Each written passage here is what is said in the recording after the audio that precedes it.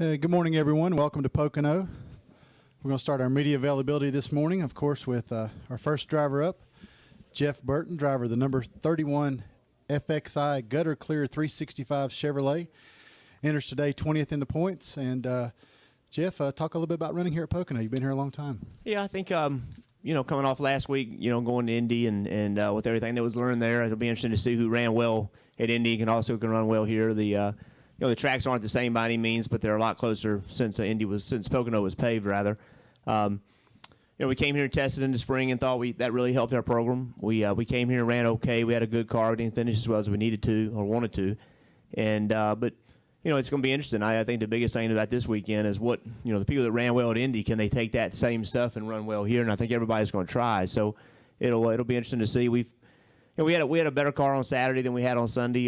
Seemed like everybody was affected by traffic for sure, but I think our setup was affected a little more than most people. So we didn't run quite as well on Sunday as we did on Saturday last week. So we've made some adjustments, and hopefully we learned something from Indy we can apply here. Okay, we'll open up to questions. Please raise your hand and give your name and affiliation, please. We'll start over here with Mike. Mike Embry, USA Today. Jeff, we've seen a lot of traffic sort of in and out of the top 10 in points over the last 4, 5, 6 weeks. Do you see that continuing these next 6 weeks, or do you see a couple of guys that are going to kind of plant themselves in there? I see it continuing. I don't think there's. I think there's a lot of inconsistency this year. You look at the teams that are, really from probably 10th to 20th. There's just a great deal of inconsistency in there. None of those teams have shown the ability to maintain momentum. None of those teams have shown the ability from a speed standpoint or a reliability standpoint, or just a luck standpoint to get on a roll. Someone will. But I don't know who that is. I honestly, going into Indy, I really felt like that we were the team that I just felt like there had been so many things that had gone wrong for us and that we've been running so much better. I really felt like we were on the verge of getting on a roll, and then we had that issue last week. But I think about all those teams can make that comment. Just nobody seems to be able to get in a rhythm. Someone will, but I expect to see a lot of inconsistencies. And now we've got, Ryan went in last week. That puts more pressure on more teams. And that more pressure is forces people to do things they otherwise wouldn't do, and mistakes pop up. So I think the next 6 weeks are really going to be interesting. I think it's going to be a dogfight. Okay, back over here with Marty. Marty Smith, ESPN. Jeff, how would you describe the 48 teams' performance this year, and how would you describe the comparison between their performance and the rest of the field?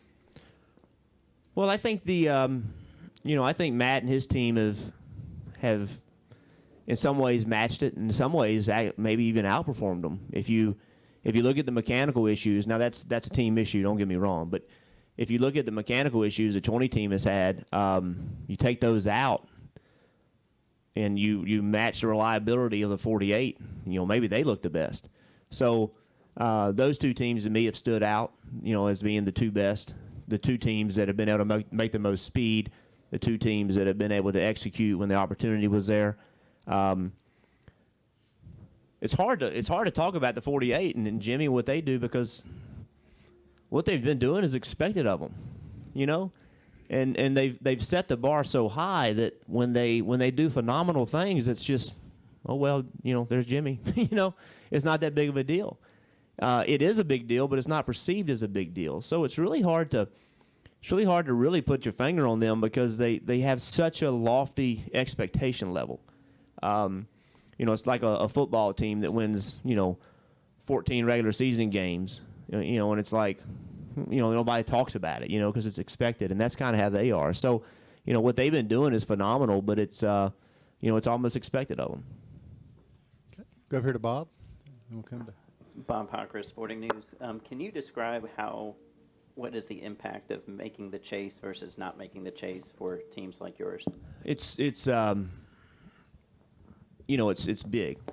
It's when you go into that 10 race shootout and you have a chance to win the championship, there's a completely different feeling, completely different environment that revolves around a team. Now you may be going into it without really looking at it as, by any means being the favorite. You might go into it being the favorite, but you all go into it knowing you have a shot. And those weeks leading up to the chase, whether you're fighting your way to get in it or you already know you're in it, that's what it's all about. And when you don't have it, it's extremely, extremely disappointing, and it's extremely discouraging to everybody involved. These team members, not only ones on the road, but the ones at home, they put their heart and soul into this thing. And when you have a goal of making the chase, and all your effort is about making the chase, and you're not going to, what's your goal? Your goals, you have to diminish and lessen your goals, and that's not what any sporting team or business or anything else wants to do. So it's a demoralizing event when that time comes where you're like, well, we can't make it. It's demoralizing. It really is. I think if it's not, don't get me wrong, you still got to keep digging, but it's a whole lot harder to bring the same effort that a team that's in the chase is bringing. It's harder to bring that effort. And you try and you put your effort into it, and you get up in the morning thinking about it and wanting to go improve yourself, and your team wants to prove themselves. You want to do it together, but it's not the same as being in a chase. Okay, we'll go to Al. Yeah, Jeff Al Pearson, Auto Week. We've heard for years drivers will say, boy, where I was sitting, that was an exciting race. But the fans back home watching on TV are saying, God, one lead change on the green all day. Is there any way you as a driver can appreciate what the fans are thinking? And is there any way the fans can appreciate what you're thinking when the race seems to be so different from those two perspectives? Not completely. I think that drivers that are race fans, we have some drivers that aren't race fans. They race because it's about them, which is fine. There's nothing wrong with that. We have other drivers that are big race fans. If a driver's a race fan, I think he can understand what the fans are thinking and what they're saying, but not in the extent that you paid however much money you paid to sit in your seat and you watched a race that wasn't satisfying to you. Because the driver, no matter what the quality of the race is for the fan, his effort and his dedication, it might be racing for 15th, but he's doing his best all day to find a way to go to 14th. So, and I think the fans have I go up in the tower, a few times a year. I'll go up on the spotter stand or whatever and watch a race. Man, it's a different perspective. It looks like everybody's just riding around, and I'll be honest, I've driven these things for a long time, and there's times I'm up there doing, man, just drive it in the corner, and it's just not that easy. So it's hard for both sides to see the other side, but I think drivers understand that fans want to see exciting racing, and I think the fans need to know the drivers want to be involved in exciting racing. It's way more fun to run side by side and be in the middle of a real tight battle than it is to be nose to tail trying to find your way around one guy. It just is. So we want to be part of that too. Okay, we'll go to Jeff, and then we'll go over here to David after that. Hey, Jeff Hood of RacingToday.com. This is kind of a unique track, starting with the configuration of the speedway and the steeples overlooking the front stretch.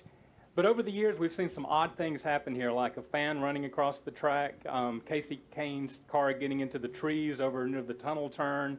I think a fan threw a cooler and it hit a flagman, things like that. And, of course, the wildlife on the track. Have you ever had to dodge animals on the track? And what's the strangest thing that's ever happened to you here at this place?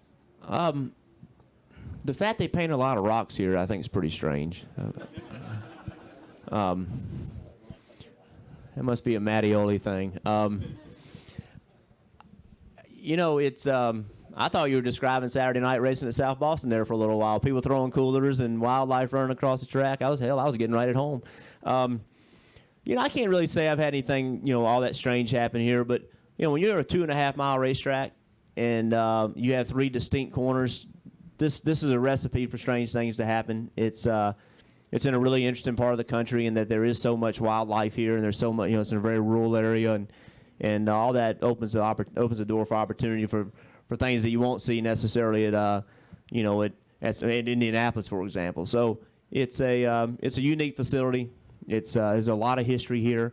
When you come in here, you can't think but of Doc and everything that they did to make this racetrack. And then, I think the boys deserve a lot of credit for, the newer generation for really trying to make this track a premier racetrack. Not only the big track, but the road course too. This new road course that they put in is just a phenomenal facility, and I think they deserve a lot of credit in trying to step up the quality of the track, the quality of the experience of the fans, for the competitors. They've taken a big gamble. They've kind of gone against, Doc was very, very conservative in spending the money as related to continuing to update it, and they've taken a different approach. And it's a bit of a gamble for them. They deserve a lot of credit. They've made some major expenditures, and in an effort to try to improve racing for people in this area, not just stock car racing, but other kind of racing as well. And they need to be commended for that. Okay, we'll go to David and then come over here to Nate, and then we have another one. Yeah, David Newton, ESPN.com. Over here, Jeff. All right, thank you. I'm not picking on you because you're one of the veterans of the sport, but do you think... Whenever somebody starts a question with, "I'm not picking on you," So, do you think that NASCAR... can I answer a question like that? Yeah, you can answer. I'm not picking on you, but that was a dumb-ass question. All right, thank you. Thank you, Tony. Let me get to the question, though. I'm older than him, but he's bigger than me, so we. And the question is, do you think that this sport needs some young drivers to be in here to challenge some of the veterans, like you saw Jeff Gordon when he entered and challenged, the Elton Harts, to kind of energize thing, to bring in some youthful experience, to kind of bring in maybe the younger fan base and all? I think we've seen a shortage of young drivers coming in over the years because of the lack of sponsorship. I think that part of the cycle of this sport is young drivers. Part of the cycle of this sport is veterans versus new guys. I think that's exciting. As a 46-year-old driver, I understand that there's a lot of young guys that will want my seat. And by the way, when I was 26, I wanted their seat. That's how it works, and that's part of it. I think it's good for the sport to see a mixture of veterans, a mixture of young guys, a mixture of guys that kind of on the brink of being one or the other. So yeah, I do. I think it's been we've had a shortage. We haven't seen a lot of driver rollover because of what's going on in the nationwides and trucks and in other series. No drivers have really stood out because not a lot of drivers are getting the chance that I got or that some other guys got. Sponsorship has dried up. There's a lot of things have happened that have made it harder for younger guys to break into the cup level. But yes, I do think it's good for the sport. And it's natural. It's what happens. Richard Petty still doesn't drive anymore. Harry Gant doesn't drive anymore. There's those things, they cycle, and it's good for our sport. Okay, we'll go to Nate and then David. Nate Ryan, USA Today Sports. Jeff, you were saying earlier that no one really has been on the verge of getting in a rhythm. I agree, like the lack of consistency seems striking. And then when you couple that with what you were saying about the 48, no team adapts better to something new. Is the new car, do you think, the primary root of what you can attribute the lack of consistency to for all the teams this year? Or? Yeah, I don't think so. I think that because really the new car is it's an aerodynamic change. It's not really a parts and pieces aren't breaking on the new car, because of the new car, rather. I think it's just competitive. I think that there's, this sport from 1st to 23rd, 24th is pretty darn competitive. The 30th place car isn't as competitive as it was in the sport's heyday. There's no denying that. But those top 23, top 24s, there's really good teams in there. And when you have a bad day, it stands out. It really stands out. Good teams can run 18th, and that's I think what has created the inconsistency is just that it's so hard to be good everywhere, and our teams are getting smarter and smarter and smarter, and people are starting to. It used to be that we would come to Charlotte, Atlanta, Chicago, whatever racetracks, and we'd run the same setup. Maybe the sway bar is a little different, maybe a little less right rear spring, maybe the track bar a little lower, but it's pretty much a basic setup. Today, every racetrack has its own unique deal because of engineers and all the science and technology that's gotten into our sport allows that to happen. So if somebody gets good somewhere at a particular racetrack, they could be good there but not be good the next week. And we really see that in those teams that are from 8th to 20th. Now, those other teams, they seem to run well everywhere. But that 8th to 20th deal, none of those teams, that includes us, have found a way to be good at almost every kind of racetrack. Okay, last question with David. David Caravella, NASCAR.com. Jeff, everybody mentions the Indianapolis-Pocono connection. I mean, what exactly translates, and is it still as translatable with this car as it was with the old one? Well, it's more translatable since they paved this track. When I never understood how Indy had anything to do with Pocono when this track was as rough as it was, and this track had zero grip compared to Indy. Now that this track was paved, there is some similarities in the sense that you have long straightaways. So from an aerodynamic standpoint, it's all about aerodynamics. That's what it boils down to, is how you can get your car to sit down the straightaways versus the way it sits in the corners. And because you have long straightaways at both racetracks, and both racetracks are smooth, both racetracks have limited banking, that opens a door to use similar philosophies from one racetrack to the next. And that's really what it boils down to, is banking, smoothness, grip level. Those kind of things are what makes the track. So you can use a basic philosophy from one racetrack to the next. This car then doesn't make any difference? I don't think so. I mean, that's my opinion. I don't really see why this car would make any difference in the old car. It's more about the track. Okay, thank you very much, Jeff. All right, Good thank luck you this guys. Have a weekend. good day.